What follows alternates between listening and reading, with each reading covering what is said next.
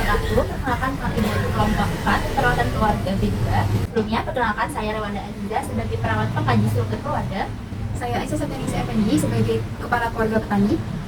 Saya Najwa Aprilia sebagai perawat 1 atau ketua tim. Saya Nur Inayah sebagai ibu. Saya Ana Putra Harir sebagai perawat pengkaji kesehatan. Saya Ibnu Daud sebagai perawat NKK. Selamat siang Bapak Ibu. Baik Bapak Ibu, sebelumnya perkenalkan kembali saya perawat yang kemarin telah melakukan bincang-bincang dengan Bapak dan Ibu beserta rekan-rekan saya kemarin. Sama juga nih orangnya nih. Nah, baik Bapak Ibu, di sini kami ingin melakukan berbincang-bincang lagi dengan Bapak dan Ibu untuk menindaklanjuti atas hasil kita kemarin.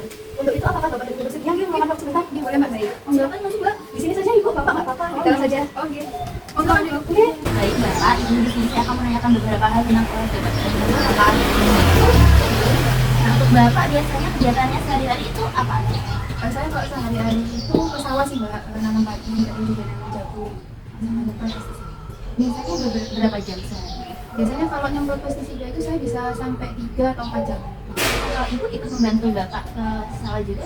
Iya Mbak, kadang saya bantu Bapak kalau pas musim panen sama musim tanam. Tapi kalau di rumah itu biasanya kalau ada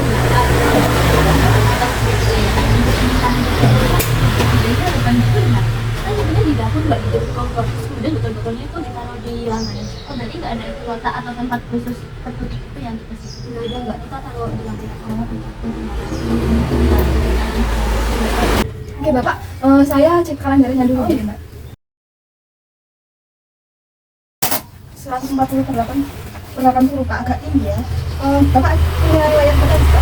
Katanya saudara saya itu ada sih Mbak, tapi kalau untuk obatnya saya jarang minum karena sehari-harinya kan ya aman-aman aja gitu. Saya nggak minum.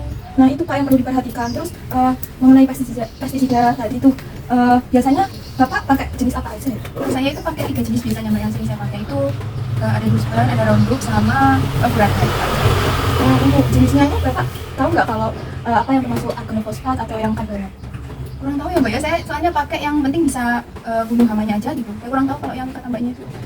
Ini Kak, yang Dusban itu jenisnya kan organofosfat. Nah itu bahaya banget buat sistem percakapan. Ketika nyemprot juga, Bapak apakah pakai masker, sarung tangan atau pakai alat tujuan panjang? Kalau masker itu saya kadang-kadang sih Mbak pakai, tapi kalau misal udah terasa panas itu saya lepas. Kalau sarung tangan juga pakai gitu soalnya. Terus untuk keluhan setelah nyemprot nih Pak, apakah ada keluhan mual, sesak, gatal-gatal gitu Pak? Iya, saya biasanya itu seringnya pusing sih Mbak, terus juga mual itu tapi kadang-kadang. Tapi karena saya mikirnya itu capek gitu ya, habis dari sawah, jadi saya nggak mikir yang gimana-gimana sih. Nah, itu bisa jadi ini ya Pak, tanda-tanda gejala keracunan pestisida. Kalau dibiarkan terus juga nggak baik, terus bisa mempengaruhi ginjal, hati, bahkan sistem sarafnya juga. Untuk Ibu pernah merasakan hal yang sama juga nggak ya? Ya Mbak, saya itu kadang pusing kalau habis masuk ke dapur Mbak, karena itu ada bau-bau dari pestisidanya. Oke. Terus untuk pestisida yang bisa terhirup nih, yang disimpan di dalam rumah, terutama kalau tidak tertutup rapat, ini yang seharusnya kita atasi dulu. Mungkin nanti bisa dijelaskan oleh teman saya, dan untuk berdasarkan hasil pemeriksaan tadi, nah ibu dan Bapak memiliki resiko keracunan pestisida yang cukup tinggi sehingga dapat membahayakan gitu Pak. Mungkin bisa dijelaskan cara-cara untuk edukasi dan membuat alat bantunya untuk menyimpan pestisidanya oleh teman saya Pak. Baik, saya mau melanjutkan dari teman saya perawat Yogi, ingin menjelaskan dan memberikan informasi mengenai bahaya pestisida serta bagaimana sih cara menyimpannya dengan aman gitu. Di sini juga saya punya barang, contoh barang untuk Bapak dan Ibu bisa perhatikan di sini. Di sini saya punya ember, terserah Ibu punya ember seperti apa, yang penting ada tutupnya. Di sini ibu atau Bapak bisa minta tolong tetangga atau siapapun yang bisa minta tolong seperti itu. Mungkin kalau Bapak Ibu tidak mengerti bisa minta tolong. Nah seperti ini, jadi harus ada tulisannya tempat pengeluaran pestisida. Ini kita bisa cetakkan di tutupnya.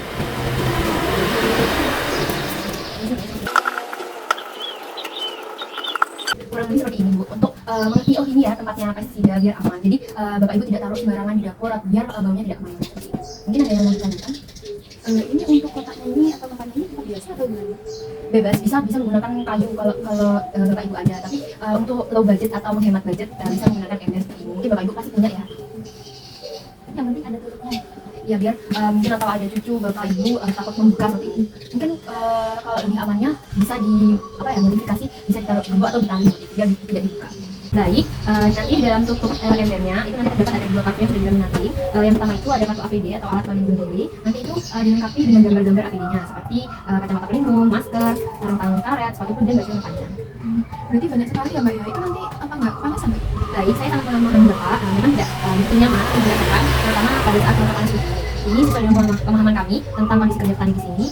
tapi Bapak Dusban yang Bapak pakai mengandung klorofilifos dan organofosfat yang bisa masuk lewat kulit dan pernafasan dalam hitungan menit. Efeknya bisa ke jantung dan otak. Jadi perlindungan minimal yang bisa Bapak lakukan menggunakan masker respirator dan sarung tangan karet minimal itu dulu.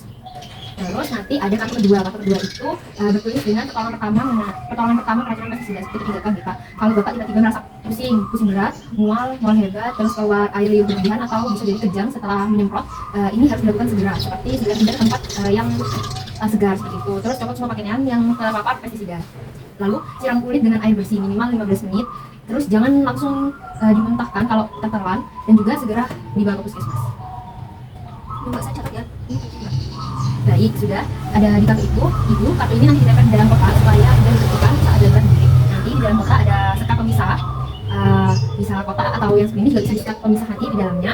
Sisi kirinya untuk insektisida seperti Dusban dan Furadan, atau sisi sebelahnya itu untuk jenis yang lainnya. Kanannya itu untuk fungisida, jadi jangan langsung dicampur. Atau bisa juga menggunakan beberapa ember, jadi nggak selalu satu ember, biar bisa untuk pemisah seperti itu. Soalnya saya juga nggak tahu sih, Mbak, jadi selama ini saya campur aja gitu kan, belum tahu kalau misalnya bisa kembali. Dan nanti di dasar ini tempatnya itu bisa diberi serbu absorben, semacam pasir khusus untuk menyerap tumpahan. Jadi kalau ada pestisida yang tumpah, serbu ini itu akan menyerap sehingga tidak masuk ke lantai atau mencemari tanah. Terakhir ada buku catatan untuk di dalam sini. Setiap kali Bapak mengambil pestisida dari kotak, jadi dicatat tanggalnya, terus jenis pestisidanya apa, jumlah mengambilnya berapa, dan area yang disemprotnya di mana. Terus hal ini untuk membantu Bapak dan Ibu memantau penggunaan, dan kalau Bapak sakit, dokter bisa melihat riwayat paparan Bapak seperti itu. Ini ada yang mau ditanyakan, Bapak? Mbak, ini untuk kotaknya dibuat sendiri atau beli atau gimana? Kalau semisal kotak tuh biasanya kalau bikin tuh dari kayu atau triplek itu biasanya membutuhkan 50 atau 80 sekitar seperti itu. Tapi kalau ember mungkin ada 27 ribuan, ada yang murah, ada yang mahal, tergantung kebutuhan Bapak. Bagus ya, Mbak. Saya kira tadi ini mahal, kalau murah nanti kita coba buat, Mbak. Alhamdulillah ini emang dibuat dengan pendekatan yang kami sebut dengan etnoagronursing. Artinya kami itu menyesuaikan dengan budaya dan kebutuhan keluarga petani di sini. Kami tahu bahwa petani tidak perlu alat yang mahal, tapi yang efektif untuk digunakan. Kayaknya ini cocok sama Mbak kita. Bapak boleh saja ambil botol pestisida yang Bapak biasanya simpan di sini. Mungkin ini bisa ya untuk Bapaknya praktekkan nanti. Baik, mungkin Bapak sekarang dapat praktekkan bagaimana sih cara bikin ini tuh seperti apa.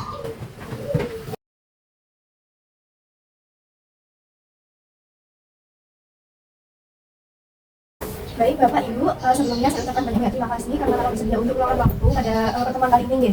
Nah, selanjutnya saya ingin memastikan apakah informasi yang sudah disampaikan oleh rekan-rekan tadi dapat dipahami dengan benar oleh Bapak dan Ibu. Nah, untuk itu saya akan memberikan beberapa pertanyaan nih yang nantinya diharapkan untuk Bapak dan Ibu untuk menjawabnya.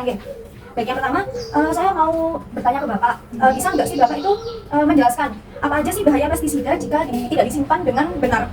Ini Mbak, kalau misalnya tidak disimpan dengan benar, nanti itu kalau misalkan hidup, nah uapnya itu bisa bikin kita pada juga bahaya buat anak-anak. Ya baik, betul sekali Bapak.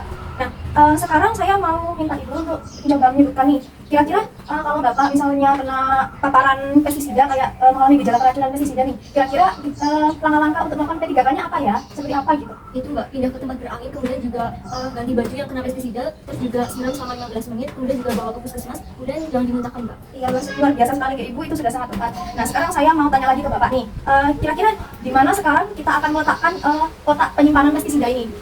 Intinya ditaruh di luar, di dalam rumah, dan jangan disimpan di dalam buku. Iya, betul sekali Bapak. Bapak dan Ibu, saya lihat tadi tuh pertanyaan-pertanyaan tadi sudah dijawab dengan benar, bahkan sangat bagus sekali. Nah, karena Bapak dan Ibu sudah menunjukkan kemajuan yang sangat baik, berdasarkan evaluasi kami hari ini, keluarga Bapak telah berhasil meningkatkan pemahaman tentang manajemen pestisida yang aman.